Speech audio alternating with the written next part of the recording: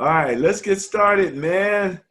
First game, every day, everything's on Sunday, first and foremost. No more Monday night, no more Thursday night. Everything's on Sunday. Oh, man, Red Zone going to be rocking.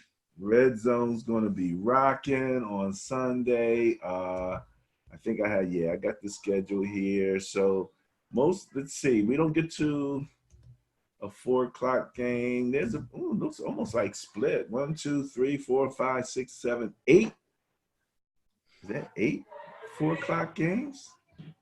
And then you got my Niners closing out the season. Wow, amazing. And we'll talk about the big news and all the things going on with that. But let's start. New York Jets at Buffalo. Bias plus score 10.9 favors the Bills. What you got? I got the Bills. I got the Bills all the way. They're going to show the Steelers what a real defense looks like against a team like the Jets. They will handle the Jets with no problem. Chalk it up for the Bills. Just when Sam Darnold looked like he was starting to get his feet under him, you like, no. No. Like, no. This ain't happening like that. Okay. All right. Next up, let's see here. We get our little technicals together here. Bam and bam. All right. Next up, we have Cleveland Browns at Cincinnati Bengals. Back to the Ohio Bowl again. Bias plus score 7.6 favors the Browns. The Browns, you say. I'm going against the bias. I'm taking the Bengals. I thought you said they were tanking for what was left after Tua. Rivalry, really? Yeah, they've already played as bad as they can play, and losing another game for a draft pick against the Browns just seems sacrilegious. They gotta go all out on this one. Sacrilegious. All right. Look, I'm gonna have to ban you from using words you can't spell. What? S-A-C-K. C-K. Sack. R-E-L-I. What? Sacre bleu. No, I don't think so. All right. We have the Washington team that needs to. Notice that I put the little sign there so that you can go to the bottom and see where it says team that needs to change their name. In case you didn't know. In case you didn't know. Dallas Cowboys, bias plus score 14.5 favors Dallas Cowboys. Who you got? 14.5. That's hefty. Now we're doing averages. That's a little more than 2 touchdowns. I say they win by 2 touchdowns and a field goal. The Cowboys will win this game. Will Dak play? Dak will play. Will they bring in the backup that we don't know his name? No. Dak will play. Dak will get treatment all week long. Game's not till Sunday. He'll be okay. He'll be better than he was this past Sunday. We'll put it that way. And let me say, you mentioned in the last segment that Amari Cooper, that there's rumors that he tapped out. I've heard that when they interviewed the head coach for the Cowboys, he said that was an offensive coordinator decision. And apparently they've got some kind of rotation going on, a la the Eagles.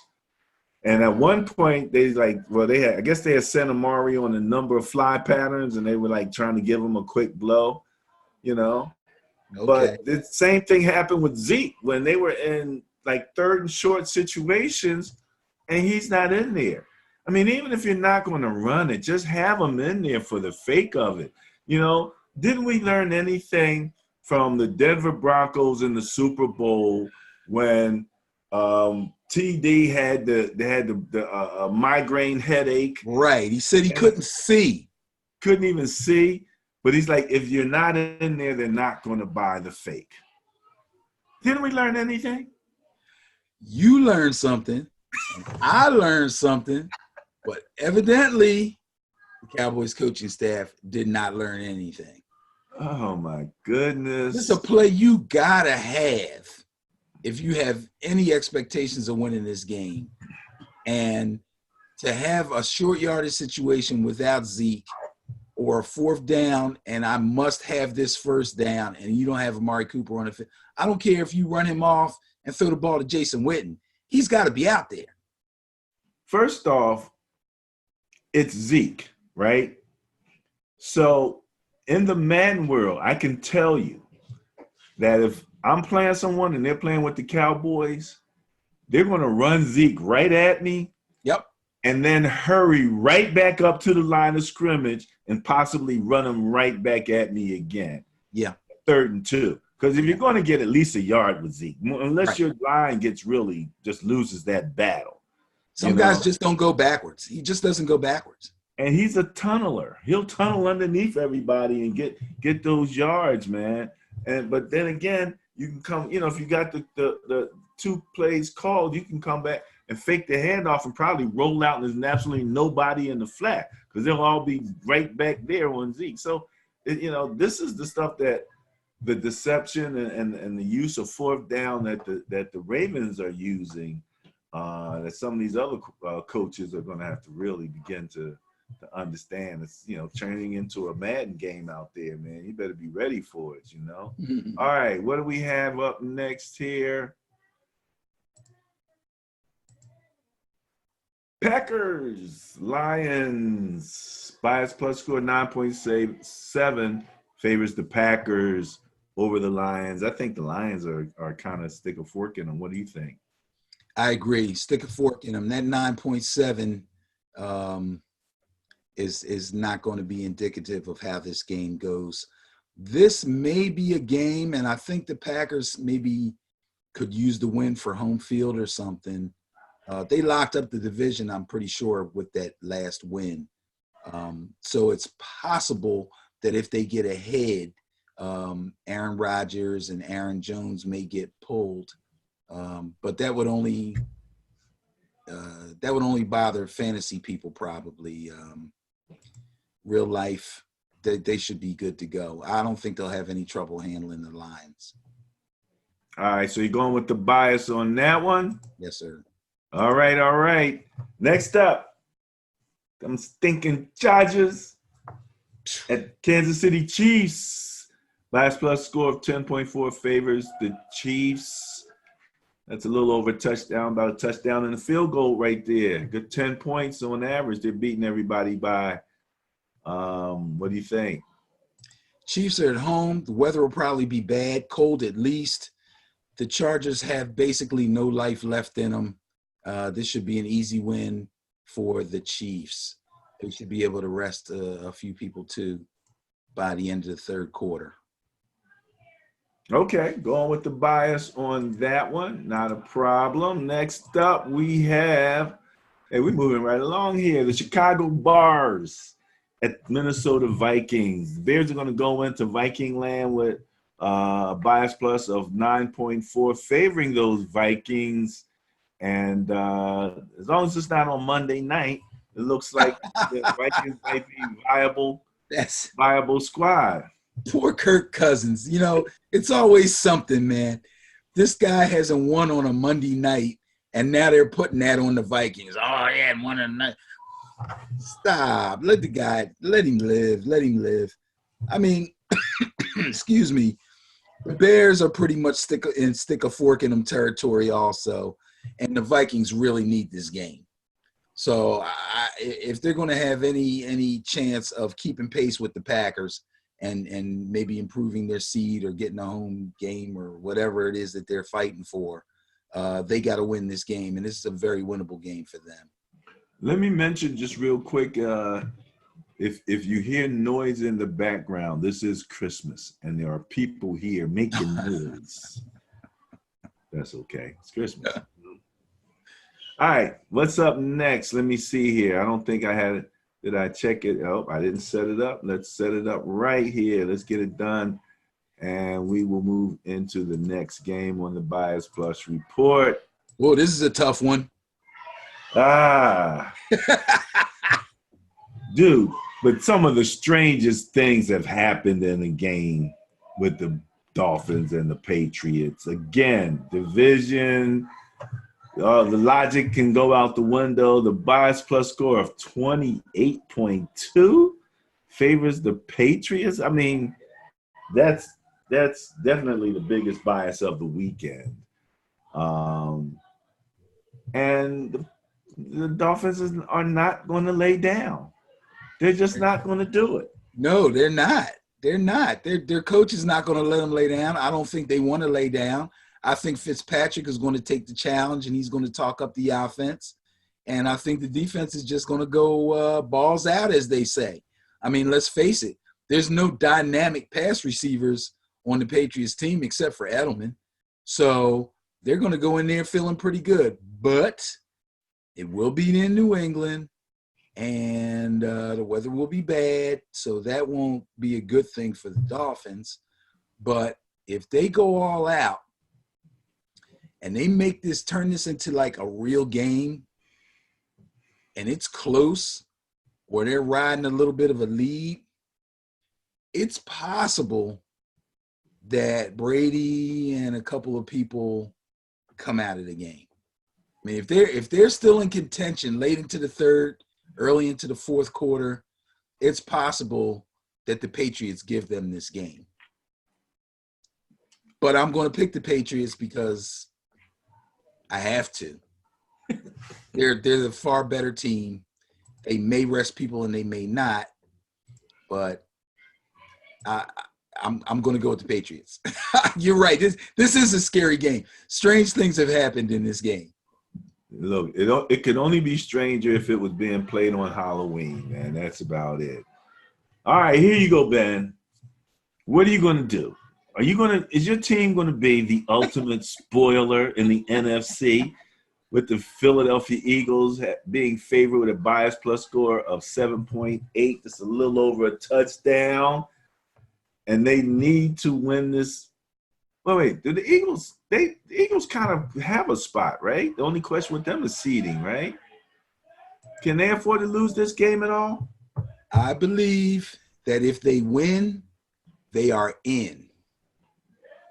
That's the advantage that they have over Dallas. Dallas needs to win, and they need the Eagles to lose. The Eagles simply need to win, and what Dallas does will not matter because they have the tiebreaker. So that's a real good thing for the Eagles. They battled. They won that game last week. Their fans are ecstatic. It looks like after all the problems and all the injuries, and we found this guy Boston who's like a Sproles clone, and Sanders has emerged, and now there's word that Jordan Howard may be back, and Djax might be able to make it to this game. And well, they let Ajayi go. Yeah, well, they shouldn't have picked him up in the first place. That was a wasted paycheck. That was a wasted paycheck. He was done when he was here the first time. But it's going to be a sad day in Philadelphia next week. A sad day in Philadelphia? After all the work that they did, after that great performance, and it was a great performance last week, in pulling out a game that they had to have with all the problems that they have. If I was an Eagles fan, I'd be proud as heck of my team. After all of that, and this supposedly feel-good situation going into this Sunday, it's going to be a sad day when Danny Dimes and Saquon put the kibosh on all this playoff talk in this city. That's right. It's the end of the season. I'm letting loose. Y'all done. Y'all done. Holy mackerel, Andy. He's throwing down the gauntlet for the Giants. Saquon, 200 yards. Danny Dimes, 4 touchdowns. What else you need to beat Wentz and the boys there? Well, I mean, they're gonna have to play some defense now. No doubt about it. They're gonna have to play some defense. Maybe they'll get a little help from the Eagles coaching staff, who may do like some of these other teams have done, uncharacteristically not run the ball enough, or think that because Djax is back, they can throw a couple of bombs, or Jordan Howard coming back Sounds like a good thing, but it might not be. You know, before he got hurt, he had pretty much established himself as the number one back. And Sanders has now, as far as I'm concerned, established himself as the number one back. I don't think Howard had a big enough lead that, okay, he's back from injury, so now he just reclaims his spot in the pecking order. So now it falls on Deuce Staley to make the right moves, to have the right back in at the right time. And we've seen them screw that up before.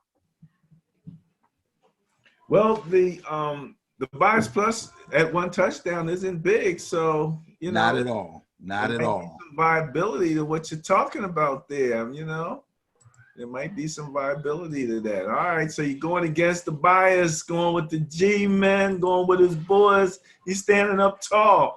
All right, the Falcons and the Tampa Bay Buccaneers. This actually is a candidate to me for intriguing game. Because the Falcons can score. Huh? I'm putting the poo-poo on this one, man. You putting the poo on this one? Yeah, man. Okay, why? Go ahead. Number one is two teams playing for absolutely nothing except for pride, contracts, and get something good on tape for when they get cut or lose their jobs. The only thing is it makes it look probably a little more like a track meet, maybe not as much hard defense being played. Okay, that could be. You got something there. You got Jameis, man. Jameis might have an opportunity to break 2 or 3 records or something if he throws for another 300-400 yards. I mean, the Falcons are scoring on everybody that you don't expect them to be able to score on. Yeah, that's true. That's why it's there. And the bias plus at 2.4 is the smallest of the weekend. Okay, so for those things, I could say there could possibly be some intrigue there. It may be a fun game to watch, maybe an exciting game to watch. It probably will be an exciting game to watch. I'm going to take Atlanta, because I just think they're the better team overall. But that one could go either way. Going against the bias, eh? Yeah, that one could go either way. I'm going against the bias. Atlanta doesn't have the bias? Oh, my. Tampa Bay Buccaneers, baby. Wow, 2.4. Okay, all right. Well, yeah, in that case, yes, I'm going against the bias. All right, going against the bias. Okay, I got you. Yeah, I thought about last week. I think I said, why would I want to go with, an intriguing game with 2 teams that aren't really in the playoffs? And then I picked 2 teams. Yeah. At least as a candidate, I haven't really decided absolutely yet. But I mean, really, I see some sparks going on there. All right. Next up, New Orleans Saints, Carolina Panthers, bias plus 13.7 favors the Saints. I know you're not going with the Panthers. Absolutely not. All right. There's no way I can go with the Panthers. They are a pretty jacked up team at the moment. They might not even keep McCaffrey in the game for fear of him getting injured. I wouldn't play him much. Also, the Saints may find themselves in a position if they get out on them early, which they probably will, that they can sit down Mr. Breeze and Mr. Kamara and definitely Mr. Thomas. So I don't know how good a game this will be. Oh, but you know what that means? That means we get to see some Taysom, baby. Hey, look, I was getting they might go full-born Ravens offense and say in New Orleans on us with Taysom Hill running stuff and have everybody screwed up for the playoffs. We're like, we don't know who's going to show up here. Which team? That could happen. Or they could really showcase Teddy because Teddy's going to get traded. They're going to get a haul for Teddy Bridgewater. Yeah, believe me, they're going to trade Teddy Bridgewater. They love them some Taysom Hill. And they're going to trade Teddy Bridgewater, and they're going to get picks up the yin yang, or they're going to get something really high that's going to really help their team. So they may either throw him in there to showcase him, or they might not play him at all to make sure that he's 100% going into next year so they could get a king's ransom for him. So either way, I think we're going to get a good dose of some Taysom Hill, and that's going to be fun to watch. That's always fun. All right. Indianapolis Colts at Jacksonville Jaguars. Bias plus score 8.4 favors the Colts. Yeah, take the Colts. That's a stinker. Take the Colts. Take the Colts. Going with the bias on that one. Not a big thing there. All right. What do we have next up here? Oh, okay. Well, I don't know. This was not on my intriguing game. It better not be. Baltimore Ravens hosting the Steelers with a bias plus of 15.3 favoring the Ravens. Steelers don't even know who their second string quarterback is, but we will see some second string quarterbacking from the Ravens because they're sitting their people. RG3, baby, or maybe even a little bit of what's the guy's name from Penn State? Who? Todd McSorley? You might see some McSorley. Oh my God. That would be wonderful. If they can get down to McSorley, that'd be great. But Bobby Griffin should get a good amount. Oh, wait, hold it. I thought you was back to calling him RG3. Nah. Why? Because he's going to get. I got you on tape, man. I thought he had won back at least the RG3 status from you. Came back to calling him Bobby Griffin again. I tell you what, if he has a good game in this game, because I can't give him nothing off of preseason. He must have had a good preseason game or something, and I was like, this is going to be great. You know, he can run this offense. I'm going to call him RG3 again. I probably was drinking or something. But even though this is week 17, if he plays well in this game, I will restore RG3 status back to him. Knight him again, RG3. You are knighted RG3. Yes. All right. But yeah, we're going to see some of the backups and see what kind of backup running back they got for Ingram. They might I don't think they'll play either. So they got plenty of backs. Yeah. Gus Edwards, Justice Hill. They got like 3 more. We'll see how effective and efficient they are in running that offense. Tennessee Titans at Houston Texans. Now, this has to be an intriguing game candidate. This has to be. There's only 3, and this is 3 of 3 right here. The first one actually was the Buffalo Jets game. I thought that. What? I want to see what the Jets do, and how they compete with Buffalo. They're in that situation, like you said, playing for contracts and all of that kind of good stuff. So we'll see. But bias plus score 2.6 favors the Titans. Deshaun's been a little inconsistent. Okay, so both teams need this game, if I'm not mistaken. Probably for different. Well, the Titans got to win to get in, and they may need some help. I'm not exactly sure, but if they don't win the game, they have no shot, as far as I know. So they got to go all out for this one. The Texans have not played great.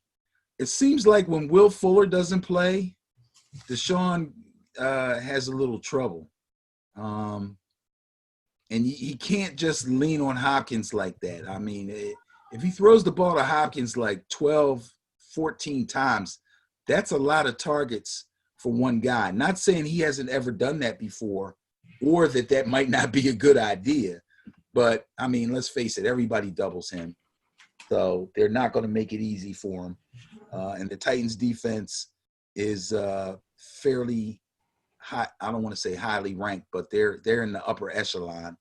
So I'm going to take the Titans. It's not a big upset to me, and it's not and it's with the bias. So the bias agrees with me. I think the Titans have earned where they're at, and I think they've played well enough to be a viable playoff team, and I'm going with them. All righty, Rooney. Let's see who's up next. Oakland Raiders at Denver Broncos. Score 4.9 favors the Broncos. Yes, and I'm going with the Broncos. Again, going with the bias. Hopefully me and the bias don't be the mirror image on the bad side again. Only winning 56% of games, that's a little lackluster. But I tell you what, it's going to be cold. It's mile high. Drew Lock wants to come in the next season as the number one quarterback, which he probably will anyway. They're not going to draft a quarterback. He's pretty much the man. So his whole end of the season since he's been back from injury is all about proving that they made the right decision bringing him in. And it was a good decision for them to be patient with him with his injury. And now he's trying to pay dividends, and he will continue to do that against a very lackluster Raiders defense. Going with the bias. All right. Back to the NFC West. I like to call them the NFC Best. Arizona Cardinals at the LA Rams. Last plus 5.8 favors the Rams. But the Cardinals is about the upset nowadays, baby. They about the upset. I don't know why I'm getting excited about them guys. They're going to be trying to upset my darn Niners pretty soon. But who you got? I'm going with the Cardinals.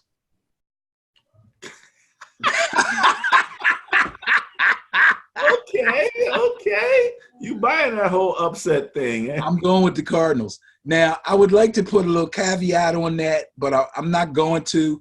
I wanted to say, once I'm sure that Kyler Murray is going to play, I'm going with the Cardinals. But supposedly he's got a hammy, and it's pretty minor. So I think he's going to play. So on the strength of that, I will go with him. Now, if he does not play and they don't win, I'll still take the L with no excuses. But so I'm kind of giving you my excuse now. But guess what? I like the way Brett Hundley looked back there running that offense. I think if they have to, they'll open the playbook up a little bit more for him, and they can still beat the Rams. We're going to continue that conversation that we can always have about balancing out that paycheck between your first and your second string quarterbacks. Mm-hmm. The show with Speak for Yourself or with Whitley or them guys. Yeah.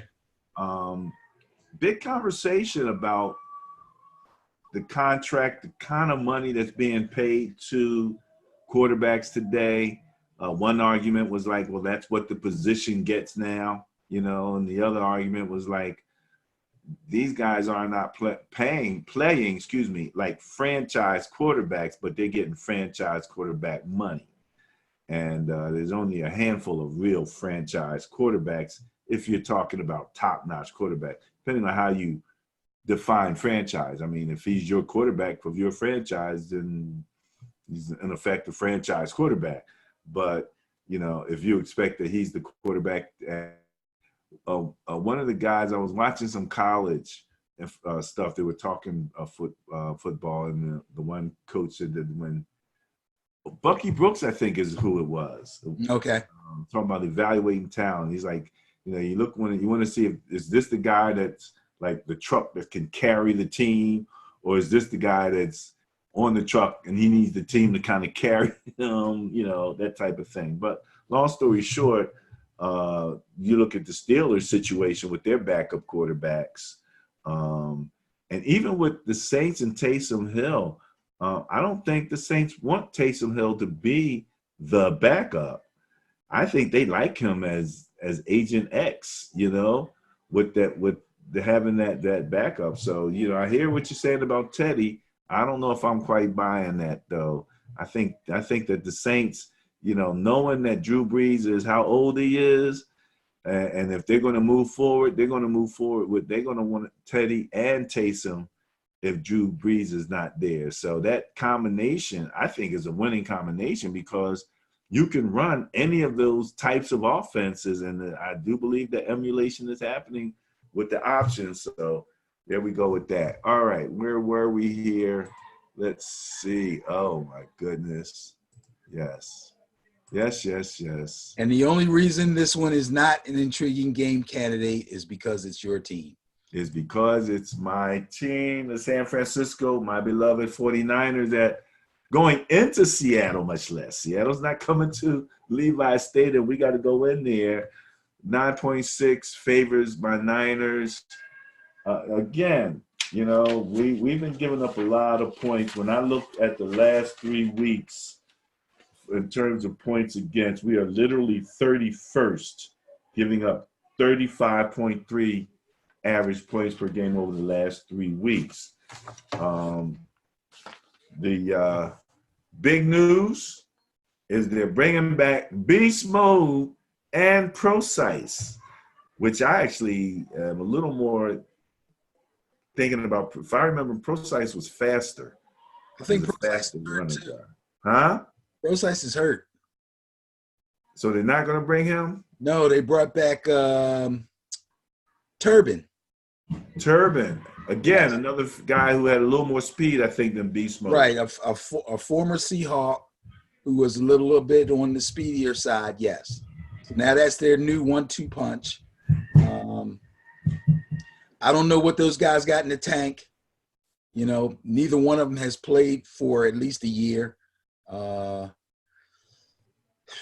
It's going to be interesting. This is going to be a real interesting game. When Marshawn retired, he was not coming off of a really good season.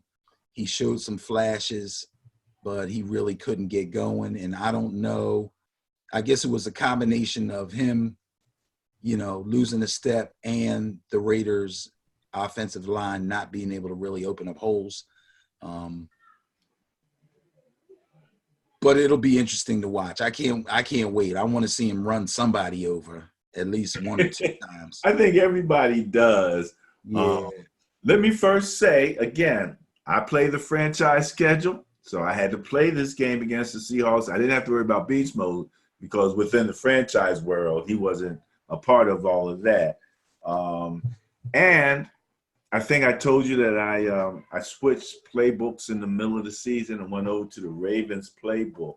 Right. And I'm beginning to really start to feel comfortable in my adjustments and changes and moving through the playbook and my schemes that I work out of that playbook. Being that it's the Christmas holiday, we had a little company yesterday, and one of my son's friends came by and played me twice. Didn't score in either game. And the second game, it was third quarter, it was up 28-0. He's like, okay, that's enough. I'm out. Like, you quitting on me like everybody else. Everybody's quitting on me in this game, man. What the heck, But I like that offense. I like all of the pistol options and the things that you can do, just getting quick passes off without having, with minimum effort, with minimum movement. There's no 3-step drop there. I like that stuff, and I can work it with Garoppolo. That's this crazy thing. So in this particular game, yes, I won. I put up 55 points on these. Oh, in this game. Jeez. Yeah, and that's with 2 interceptions, 1 return for a touchdown by the Seahawks. Yeah, got a little sloppy in the second quarter, man, and they put up a little bit of a fight there. But then, I started grooving on what I was doing, and boom, next thing I know. And then I had 3 interceptions, 2 return for a touchdown. Richard Sherman had 1. He gets all the way to the 1-yard line and gets tackled by I just thought that was hilarious. They're just reminding you he's getting old. But by Russell, much less. That's the irony of it. Hey, Russell ran him down, stopped him at the 1, hey. getting in. So your old boy, your boy. Yeah, Uh, well, unfortunately, Kyle Shanahan will not be using the Ravens playbook on Sunday. unfortunately, And he says, "Uh-oh, I so smell." I'm taking the Seahawks. Oh my goodness! I'm taking Oh, the the Seahawks love to letting bounce it down. back. They're going to bounce back. They're going to shake up the playoff picture. My sleeper team. The He's sleeper team is bringing going to that take back. your My little sleeper team team. down. Is DK going to do anything? You doggone right he is. Lockett is too. They have to. They're going to have to lean on them guys, man. People think Beast Mode is going to come back and have 150 yards rushing. I don't see that happening. You know First what of I all, think is I don't see that you got a happening. 50-50 shot at Beast Mode being on the injured list by the end of the game, That collecting can a happen. check Yes. or whatever you Yes. can collect out of injury. Right. Now, they did say that he started working out around mid-season or so, or a little earlier than that, just to be prepared in case somebody went down.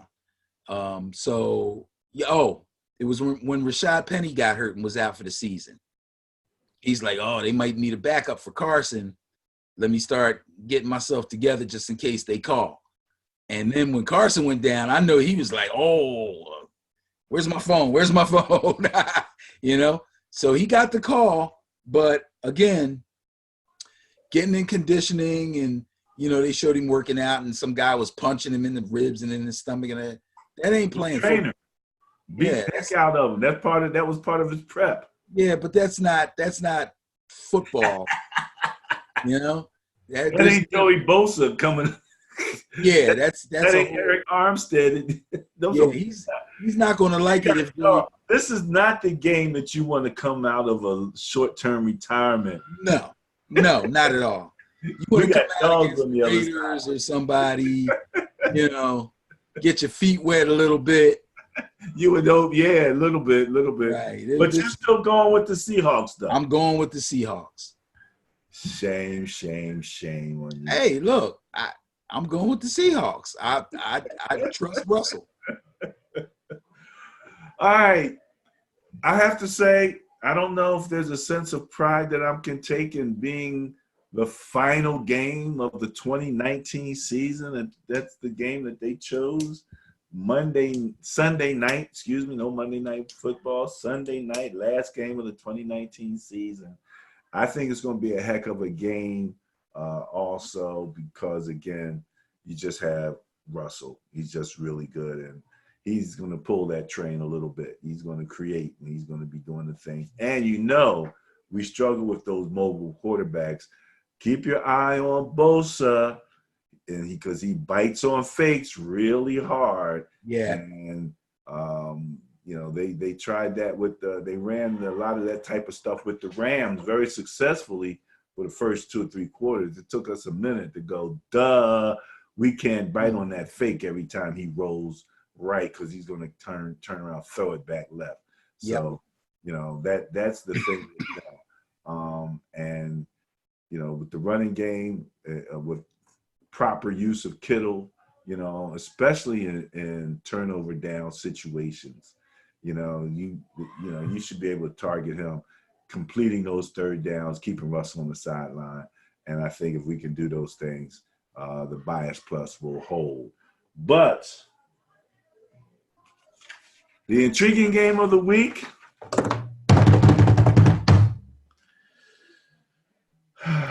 I'm going to go with the Tennessee-Houston game. You have to. Come on. Yeah. I would have been disappointed if you didn't. Yeah, I mean, 2 ascending quarterbacks here. Stories, the Tennessee Titans have a story there with their quarterback. We got a question. We got to see Deshaun.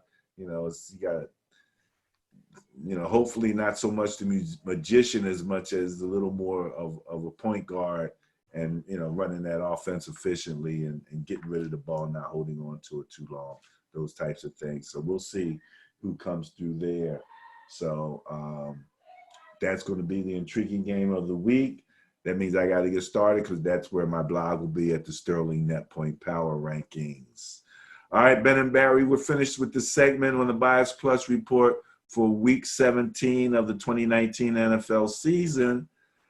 Next up, some information, some commentary, and a quick trip through our Facebook page.